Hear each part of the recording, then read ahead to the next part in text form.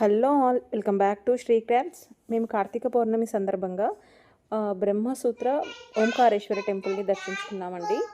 ఈ టెంపుల్ మాకు చాలా నియర్ బై ఉంటుందన్నమాట. సో ఈ ఇది మంచిరేబ్ల అనే విలేజ్లో ఉంటుందండి. ఫుల్ అడ్రస్ డీటెయిల్స్ కావాలనుకుంటే నేను లాంగ్ వీడియో పోస్ట్ చేశాను, మీరు ఒకసారి చూడండి.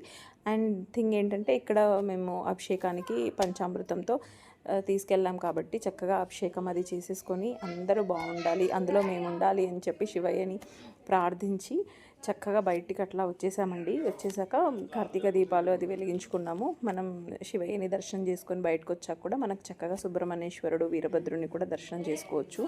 చాలా చాలా బాగా ప్లజెంట్గా అనిపిస్తుందండి ఈ టెంపుల్కి వెళ్ళినప్పుడల్లా. చాలా బాగుంటుంది, మంచి వైబ్ అనమాట. అసలు చాలా మంచి జరుగుతుంది అనిపిస్తుంది. ఎప్పుడు వెళ్ళి వచ్చిన తర్వాత మాకు చక్కగా చాలా మంచి జరిగింది ప్రతిసారిను.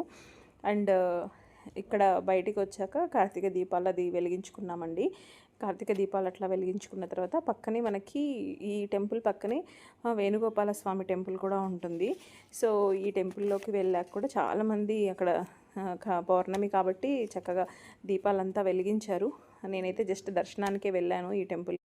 వేణుగోపాల స్వామి దర్శనము చేసుకున్న తర్వాత చక్కగా మనకి రైట్ హ్యాండ్ సైడ్లోనే పూరిలో ఉన్నట్టుగానే జగన్నాథ స్వామి దర్శనం కూడా జరుగుతుంది. ఇక్కడ మీరు చూస్తుంది మటుకు వేణుగోపాల స్వామి. వేణుగోపాల స్వామికి రైట్ హ్యాండ్ సైడ్లోనే మనకి జగన్నాథ ఆలయం కూడా ఉంటుందన్నమాట.